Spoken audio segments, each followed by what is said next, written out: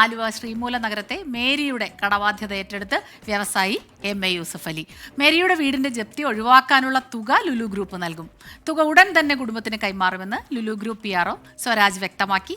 24 impact Vishnu സുരേഷാണ് ചേരുന്നത് കൊച്ചിയിൽ നിന്ന് വിവരങ്ങളുമായി. വിഷ്ണു, സന്തോഷത്തിന്റെ നിമിഷങ്ങളാണ് അല്ലേ? നമ്മൾ മാധ്യമ പ്രവർത്തനത്തിനിടെ ഒരുപാട് വിമർശനങ്ങളൊക്കെ നമുക്ക് നേരിടേണ്ടി വരാറുണ്ട്. പക്ഷേ ഇത്തരം നിമിഷങ്ങൾ, ആ സങ്കടങ്ങളൊക്കെ നമുക്ക് മറക്കാൻ സഹായിക്കും. അഭിമാനവും സന്തോഷവും തോന്നുന്നു. മേരിയമ്മയുടെ വിഷ്വൽസ് കാണിക്കുന്നുണ്ട്. വലിയ സന്തോഷം തോന്നുന്നുണ്ട്. കൂടുതൽ പറയൂ.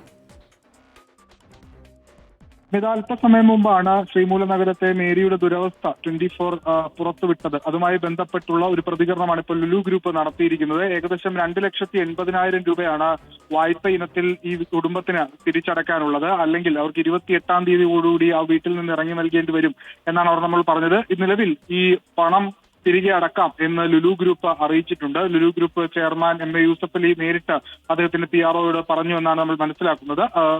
ആ PRO സ്വരാജ് നമ്മളെ വിളിച്ചു പറയുകയായിരുന്നു, ഇത്തരത്തിൽ പണം ഞങ്ങൾ അടക്കും, ബാങ്കുമായി ബന്ധപ്പെട്ടുള്ള സംസാരങ്ങളൊക്കെ ബാങ്കുമായി ഉടൻ സംസാരിക്കും എന്നുള്ള കാര്യമാണ് പറഞ്ഞിരിക്കുന്നത്.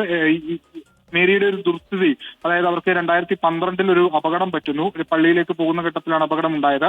ആ വാഹനം ഇടിച്ചിട്ട് അത് നിർത്താതെ പോയി. പിന്നീട് പോലീസ് ഒക്കെ ഈ വാഹനം ഇടിച്ചിട്ട് ആൾക്കാർക്കൊപ്പം നിൽക്കുന്ന സാഹചര്യമാണ്. ഇവർക്ക് നഷ്ടപരിഹാരം പോലും കിട്ടിയിരുന്നില്ല. അടിയന്തര ശസ്ത്രക്രിയക്ക് വേണ്ടിയിട്ടാണ് 1 ലക്ഷം രൂപ തൊട്ടടുത്തുള്ള സഹകരണ ബാങ്കിൽ നിന്ന് ലോണായി എടുത്തത്. പക്ഷേ പിന്നീട് ആ തുക തിരിച്ചടക്കാനായിരുന്നില്ല. 12 വർഷങ്ങൾക്ക് ഇപ്പുറം കഴിഞ്ഞ ദിവസം ആദ്യം ഒരു നോട്ടീസ് വന്നിരുന്നു. പിന്നീട് കഴിഞ്ഞ ദിവസം വീണ്ടും ഒരു നോട്ടീസ് വന്നു.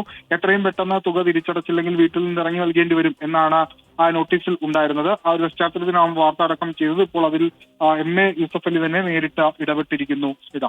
നല്ലൊരു കാര്യമാണ്. അദ്ദേഹം ഇതുപോലെയുള്ള നമ്മുടെ മറ്റ് പല വാർത്തകളിലും ഇതുപോലെ കൃത്യമായിട്ടുള്ള ഇടപെടൽ നടത്തിയിട്ടുണ്ട്.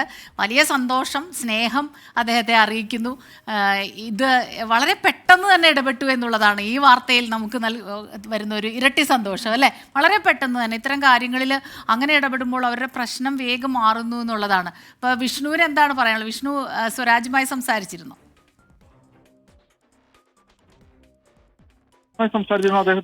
വിഷ്ണു ഒരു നിമിഷം Swaraj, Lulu group PRO Swaraj telephone ലൈനിലുണ്ട്. സ്വരാജ് നമസ്കാരം, സ്മിതയാണ്. വലിയ സന്തോഷം, താങ്ക് യു.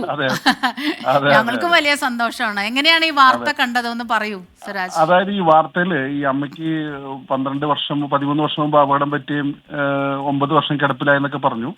അപ്പൊ നമ്മൾ അന്വേഷിച്ചപ്പോ സംഭവം സത്യമാണ്. അപ്പൊ നോക്കിയപ്പോ അത് ബാങ്കിലെ തുക അടച്ചില്ലെങ്കിൽ 28-ാം തീയതിക്ക് മുമ്പ് അടച്ചില്ലെങ്കിൽ അവരെ വീട് ജപ്തി ചെയ്യുമെന്ന് പറഞ്ഞു. അപ്പൊ ഉടനെ യൂസഫ് അലി സാർ ഈ വാർത്ത കണ്ടിരുന്നു. നിങ്ങളെല്ലാവരും നിരന്ന് നിന്നിട്ടുള്ള വാർത്ത വായിക്കുന്നത് യൂസഫായി കണ്ടിരുന്നു. അങ്ങനെയാണ് ഈ വാർത്ത ശ്രദ്ധയിൽപ്പെട്ട് എന്നെ അറിയിച്ച് ഉടനെ ബാങ്ക് അധികൃതരെ വിളിച്ചറിയിച്ചു. തുക നമ്മൾ അടയ്ക്കാമെന്ന് അവരെ അറിയിച്ചിട്ടുണ്ട്. ശരി സ്വരാജ്, സന്തോഷം. ഞങ്ങളുടെ സ്നേഹം അറിയിക്കുന്നു. നന്ദി. ഇതൊന്നും പറഞ്ഞാൽ തീരില്ലെന്നറിയാം. ഇനിയും അദ്ദേഹത്തിന് ഒരുപാട് ഇതുപോലുള്ള സത്പ്രവൃത്തികൾ ചെയ്യാനായിട്ട് കഴിയട്ടെ. ആ ഒരു ഊർജവും സ്നേഹവും ഒക്കെ ഉണ്ടാകട്ടെ. സന്തോഷം, നന്ദി. അപ്പോൾ ലുലു ഗ്രൂപ്പിൻ്റെ PRO സ്വരാജാണ് നമുക്കൊപ്പം ചേർന്നത്. അപ്പോൾ നമ്മുടെ വിമൻസ് ഈവനിങ്ങിൽ ഈ വാർത്ത കണ്ടു. അപ്പോഴാണ് ഇങ്ങനെ ഒരു തീരുമാനത്തിലെത്തിയത്. അത് നമുക്കും വലിയ സന്തോഷമാകുന്നു. വിഷ്ണു സുരേഷാണ് ഈ വാർത്ത റിപ്പോർട്ട് ചെയ്തത്.